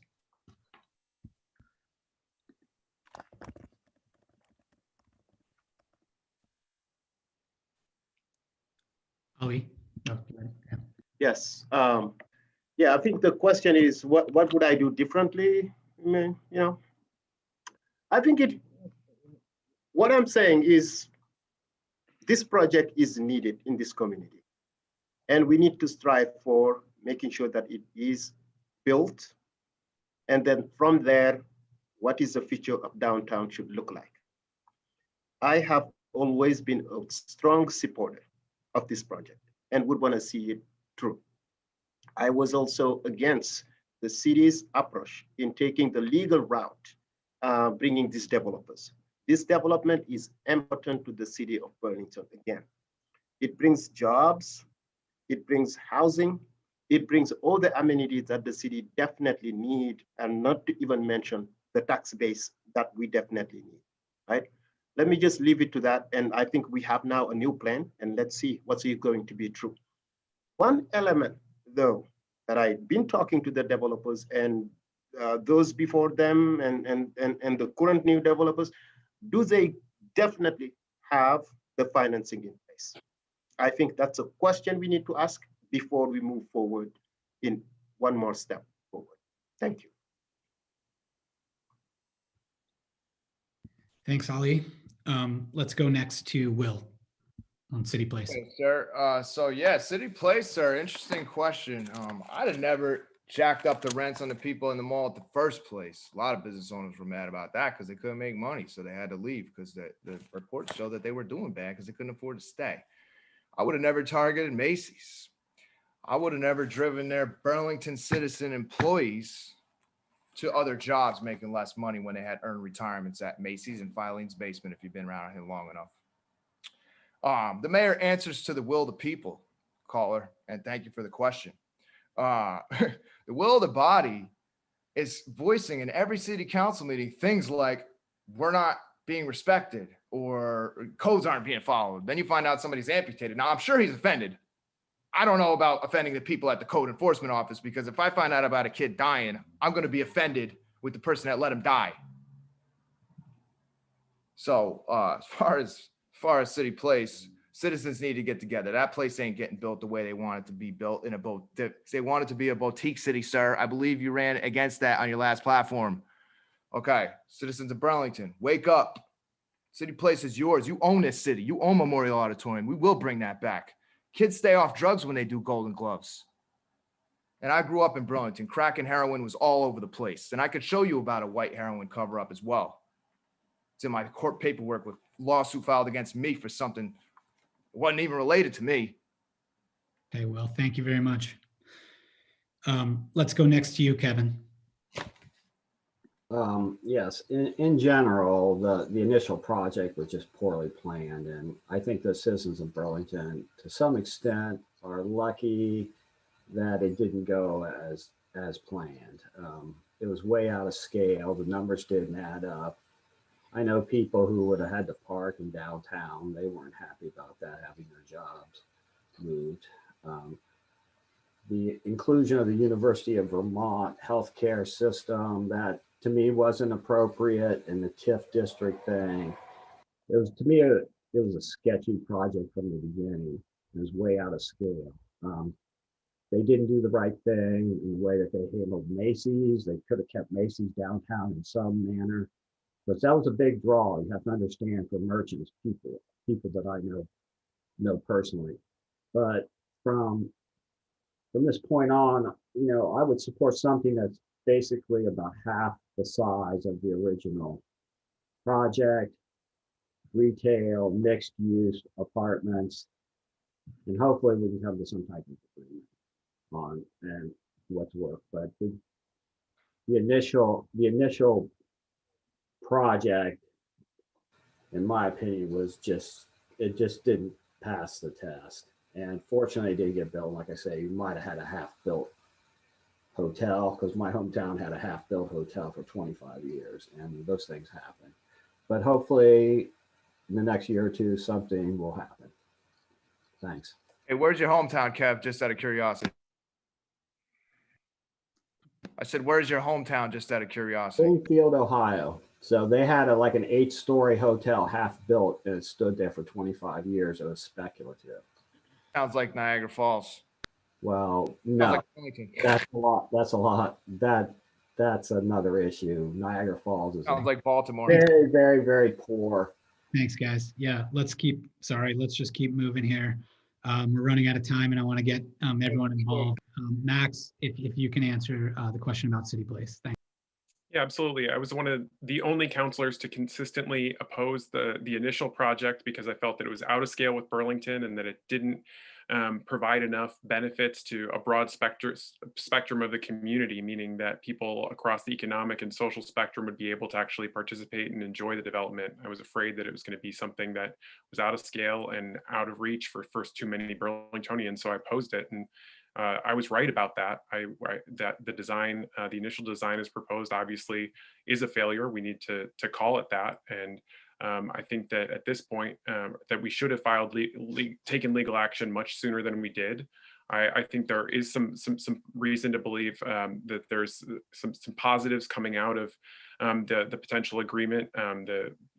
Making sure that we have accountability around the streets piece. I think it's unfortunate that we're not going to be able to do all the streets that were initially promised. And I think that there's still real work to do to make sure that this is a union built project that has apprenticeships and specifically opportunities for people of color to participate in those apprenticeships. I think we also need to do more work to make sure that this project has more affordable housing.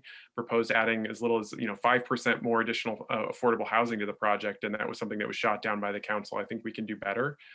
So I think we need to continue to do that. And I think, again, we cannot continue to give the developer all of the leeway and time when it comes to this. If they're not meeting the deadlines and milestones that they agree to, we need to take them back to court. Great, thanks. And just to be clear, Max, you're supportive of this getting built, but under certain conditions with these new conditions. Yeah, I think that we need to, I think that the scale down project has is positive. I appreciate that they've taken that step. It's a little bit frustrating that many of us were saying that we felt that it was out of scale and that it was not economically feasible and that wasn't listened to at the time. And now we're years down the line seeing a project similar to what people were saying that they wanted to see, or at least more similar to what people were saying in terms of size, at least. And that project, I just wonder if we had listened to that community feedback, where we would be right now. I think that we need to really take this as an important lesson for our community going forward, especially when it comes to these large development projects. Great, thank you very much. And now to you, Mayoral. Thanks, Sasha. So, we've just heard from Councilor Tracy that he was against Cityplace. I hope we heard, I'm not quite clear whether he now will be for it. I hope he will be. I won't be surprised if he's opposed to it, however, because he's against a lot of things. He is against funding basic capital improvements at the airport. He was against rebuilding City Hall Park. He, as we just heard tonight, is against properly funding public safety. I have always been for this project because it's what the people want. It's what people voted for. It's what people said in the planning process back in 2011, 2012 with Plan BTV that they wanted. This has always been an administration that goes right at our biggest challenges. And this was a huge challenge. There has been the hole in the downtown, as people refer to it, is just visible now. There's been a hole there since the 1960s. We have had a major problem in this part of our downtown since the city tore down a vibrant neighborhood back in the 60s.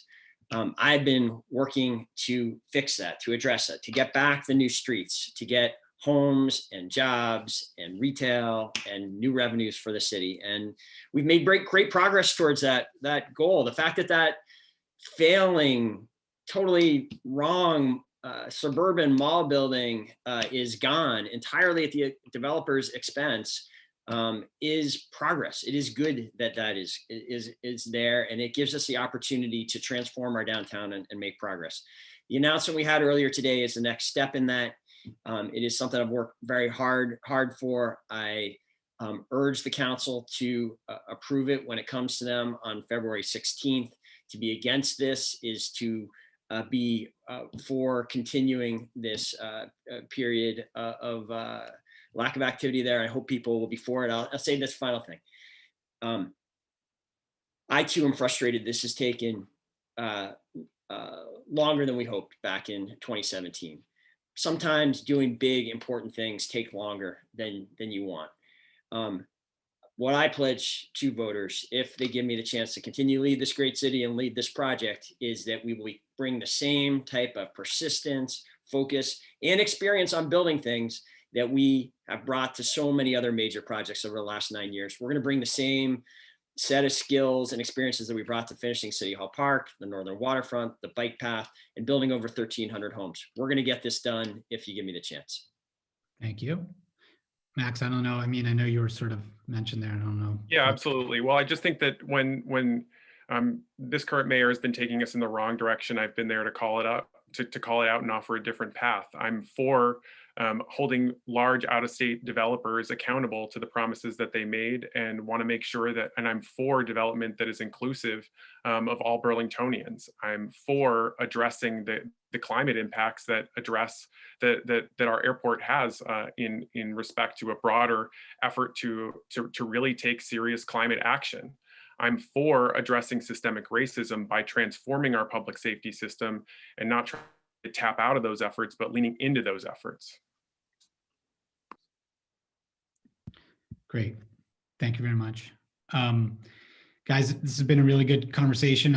I'd love to keep it going, but we're running out of time here. So I want to give everyone just about 30 seconds to sort of give really brief, if you want to plug a website or whatever, let's just try to keep it brief so we can wrap it up. Town Meeting TV has been a really great host, and I don't want to go beyond their time. So let's start with those.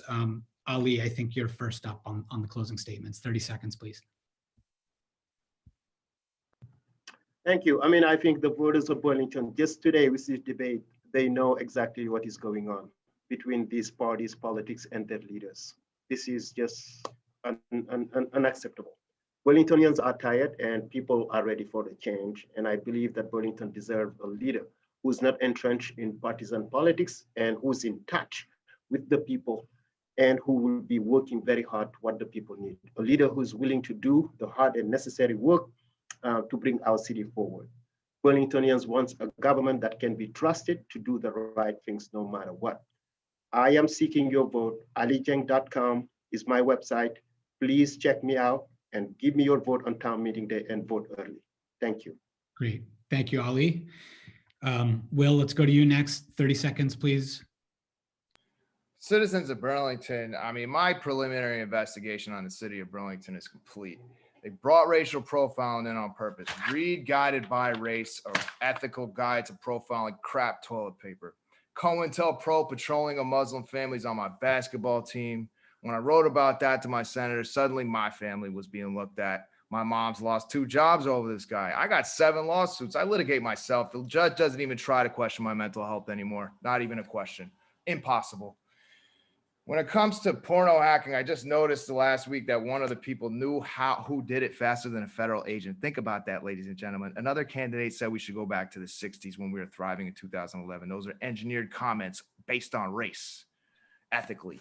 Thanks, And Will. another one was concerned with stats. And I got a plan for Burlington, sir, before you cut me off. It's going to bring back business. It's going to bring back the beach. It's going to bring back the citizens.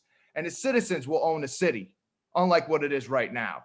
Rent it out to the lowest, to highest bidder at the lowest possible rate. Every citizen is being sold out. Thanks, Will. Thank you very much. Kevin, let's go to you next, please. 30 seconds. Thanks. Okay. One of the most important things that I'd like to propose at the end here is to get people to support some type of governmental charter change that changes the endemic and systemic problems that the community faces. And what I would like to see proposed is a mayor council form with 7 full-time council members, which 1 council member would be council president and 6 would be district council members, and work to create different systems of merit so that we can solve these problems as teams and internally without all this divisive debate that we seem to have anymore in our country. And that's my last pitch there. Great. Thank you. Josh, a quick point of information. I also just wanted to say that I would want to note that Ali and me are both independents, and I'm being told I'm not going to be featured in articles. But I also wanted to say the only person who knew my email address and started an Instagram account, and that name was City Hall. Thank you. We'll watch out for that. Bernie had that email address. I think before he knew about it, City Hall had it and started an Instagram page. Max, let's go to you next, please. Thanks. 30 seconds. Well, thanks again for hosting this debate. I think it's pretty clear that we deserve better than the status quo. And as mayor, I'll end the trend of so many people being priced out of Burlington. I'll also work to transform public safety, to create a system that works for all of us, and build economic resilience that will help us to weather this storm and those to come. I'm asking for your vote for mayor because the change we need to uplift all can't wait. More of the same is not getting us where we need to be, and in fact is leaving many behind. I have nearly a decade of tested leadership as city councilor and now as council president, and I've got that experience to inform a bold vision as well as action in this time of crisis. I hope you'll consider me and look at my website, Max for Mayor BTV, for more information about my vision for our city. Thank you so much, and I hope you'll vote for me on or before town meeting day. Great. Thank you, Max. Let's go to you next, Mayoral. 30 seconds, please. Thanks, Sasha. This election is upon us. We're going to be sending out 20,000 approximately ballots next week. Look for yours in the mail, and I hope everyone will vote. I think it's pretty clear, and has been for a while, what the job of the city government is going to be for the next 3 years. It's going to be focused on ending this pandemic, leading the recovery, making sure we don't miss this opportunity to make progress on racial injustice and addressing the climate emergency. I am ready and focused on those challenges. I ask for your support, and I commit to you the same kind of relentless commitment to addressing those challenges going forward as I have brought to you over the last 9 years. Go to moreauformayor.com if you want to get involved. Thanks. Thank you very much, Moreau. Last but not least, Hike, we'll go to you.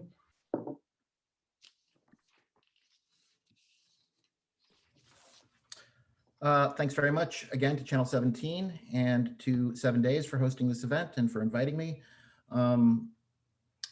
I don't have a campaign website, but I do have a blog that I've run for the last 14 years. You can read about me at burlingtonpol.com. That's burlingtonpol.com altogether. I grew up here in the 80s and 90s, and there was a certain spirit of Burlington that it's hard to describe, but Church Street was a novelty. We had new art projects. The Ethan Allen Tower was renovated and reopened. We had the only socialist mayor in America. And there was a spirit here of sort of friendliness and quirkiness, where anything was possible. And it's all well and good to balance the budget and replace the water mains. But what I would hope we can do as a city together is renew the sense of creativity, imagination, and inspiration that kind of makes us who we are and gives us our vibe, and do things that make us just friendlier, and create great works of public art that will inspire the imagination and make Burlington great for generations to come. Thanks, Hike. I also just want to say this: there's 7 candidates in this race, and not one of them is a woman, and I think that's very unfortunate and very lucky for Moreau, because a strong woman candidate like Keisha Ram or Selena Colburn could easily walk away with this thing. Okay. With the vote split this many ways between men. But thanks again for 7 days and Channel 17. And thanks, Hike. I got my counter going. Hike, that's the 4th time you've said nobody. Okay. Well, okay. Thanks, guys. I want to thank all the candidates for coming out. Really nice to have a good spirited discussion. I want to thank Town Meeting TV. 7 days will continue to cover this race and other races around the area. Keep reading to read about those, and keep watching Town Meeting TV for other forums on ballot items. Don't forget, all ballots in Burlington will be mailed out this year to active registered voters, so you can vote on or before March 2nd. Please do that. Participate in democracy. It's important. Thanks for watching. Thank you.